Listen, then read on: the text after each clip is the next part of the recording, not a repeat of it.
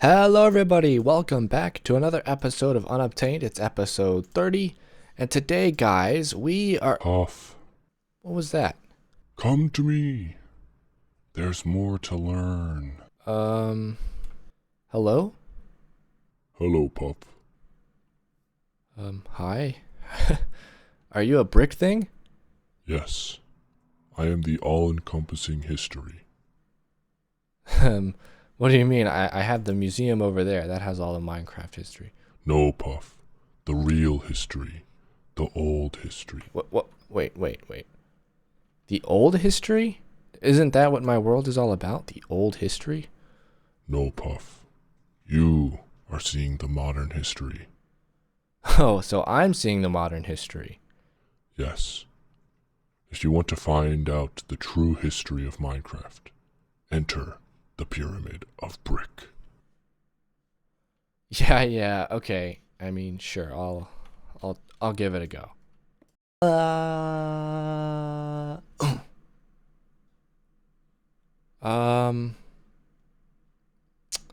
So I think we might have gotten tricked.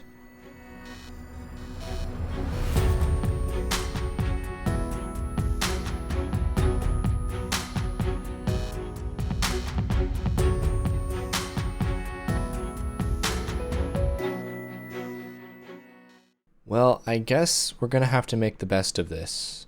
This is RD 132211, and it is the first version of Minecraft's development. And yeah, that pyramid thing was really telling the truth. There's a lot more history before the version Unobtained started in. And well, here we are, the very first version. And I mean, look, we don't even have a crosshair. We just have this like flashing kind of highlighter.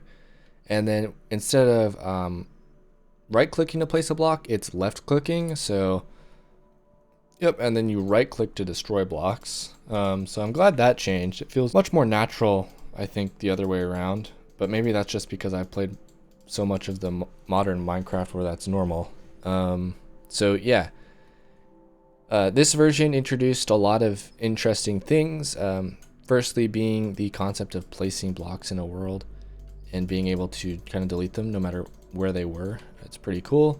So another cool thing is that there's only one state of block. So although it looks like that there's two types of blocks with the kind of grass texture here and the cobblestone texture, everything just follows a kind of height map. So anything placed on this layer here will be grass, and anything above it will be cobble, and anything below it will be cobble.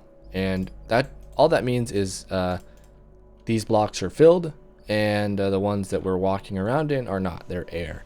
So that's pretty cool. And because of this, you can kind of place blocks in your own character. You can even go like that. If you walk out of it, you can see, but you can't actually go back in. So there is a hitbox area. There is like an interactive sort of thing. I mean, we can x-ray the world. Not that it's very special. So one thing that we can do though is we can walk past the world, the edge of the world. So these worlds are 256 by 256.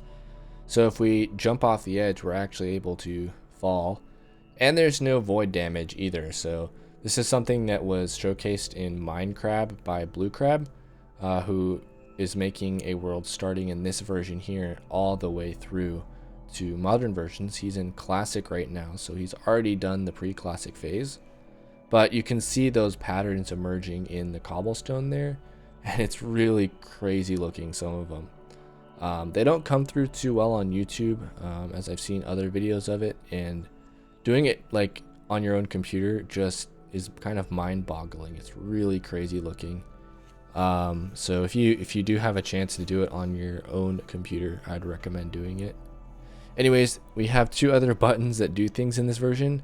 Enter, which saves your world, but so does escape, so there's really no point. And then R, which moves your location to somewhere random within a 256 by 256 square and plops you right there. So we can move there, move there. Now you may notice there's a little bit of weirdness going on whenever we do it, and that's because you can actually hold this down and you can be everywhere all at once, which is pretty fun. As you can see, it really glitches out the world here. So you may also notice that the aspect ratio is a bit different. It's more of like a square almost. It's not the 16:9. I think it's 4:3. And yeah, it's a little bit different to get used to. And unfortunately, I can't change it for YouTube. So you guys are gonna have to deal with the black borders on the left and right of the screen. But maybe you'll spot some Easter eggs there. Who knows? So there's not a whole lot we can do in this version, but one thing I would like to do is I'd like to find the center of our world. So because I know that the map is 256 by 256, all we have to do is count in 128 from a corner, and then 128 from wherever that ends in that way. And that should be the first block like this of a 2x2 center of the world. So that's what we're gonna do. I'm gonna have to count precisely. It'll take me a little bit of time, but I think it'll be kind of cool to find the center of the world. So that's 128. Boom. Okay, so this one is the center of our world. So each one of those should mark 10. So 1, 2, 3, 4, 5, 6, 7, 8, 9, 10, 11, 12, 13, 14, 1, 2, 3, 4, 5, 1, 2, 3, 4, 5, 6, 7, 8, 9, 10, 11, 12, and 128. So yeah, we should have found the center. So these 4 blocks here are the center of our world. Because they're, when you right click, it just destroys the block immediately. You can do something pretty cool. If you hold down a hotkey that just repeatedly presses right click over and over, you kind of have like an insta-mine kind of thing going on. So, but an interesting thing I've found is if you press up against going, I don't know which direction this is, going this way, you can go 4, but going this way, it doesn't work. You can only go 3. So there's some interesting stuff there. And the last block goes boink. Woohoo! Oh man, falling infinitely, always fun. But yeah, now we have the center of our world is a hole.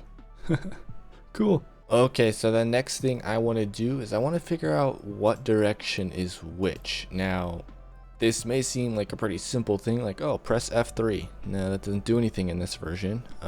We don't know what direction is which. Now, there's a couple ways we can possibly figure this out, and I'm going for the most easy method I can think of because I'm not very good at reading Java code. I don't really understand Java.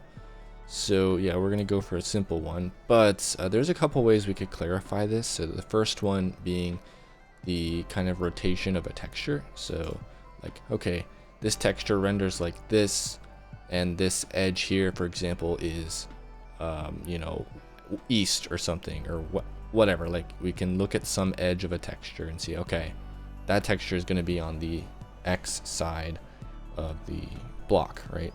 Same goes for grass. It's just cobble is a little bit easier to see what's going on there, but I don't really understand Java code. And I did have a look through the pre-classic code. It's, you know, some of it, like very little of it I get. So yeah, I did take a computer science class in Python, but it's nothing like Java, so I have no idea what's going on. Anyways, so the other thing we can do is we can rely on something pretty cool, right? The direction we look when we load the game. So we're loading the game now, and boom. Yeah, look at that. We are facing this direction, which you can see I've marked with an S for south. Now there's a reason for that, because I think that we are always facing south when we load a level. So let me show you again.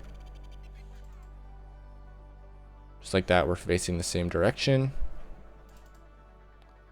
And here we go again. Boom. Okay, so we're always facing this direction here. Okay, and the reason I'm thinking this is south is that when we load newer versions, like a new level, a brand new level, it's facing south. So hopefully that's correct. If anyone actually knows how to read Java code and wants to let me know how that actually works in pre-classic, please let me know. But this gives me my next little experiment, okay? So I noticed earlier when we were digging the hole over there that in one direction, I could only mine 3, and in another, I could mine 4. So it looks like in the north, so the northwest directions, I can mine a little bit more. And now we have Steve's. Yeah, look at that. So this version, 13.23.28, added humans, which are these wonderful beings running around very happily. Yeah, so this was a pretty cool addition because it showed that entities would work in the game, which is pretty significant because, of course, that becomes a big part of Minecraft.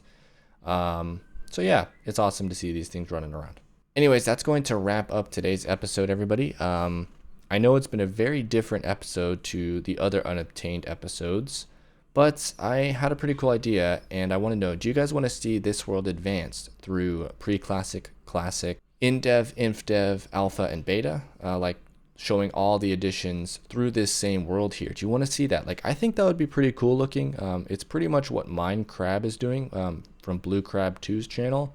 So, you know, he's the OG for this, but I thought it would be pretty cool to do in my series. So if you do want to see that, let me know. If you're not too into that and just want to see me continue in the current Unobtained world, let me know. But speaking of the current Unobtained world, if we did go the route using the world we're in now, what would happen is once we get to 1.0, I would do some file editing and background magic and bring this whole world into that world as a separate part of the world.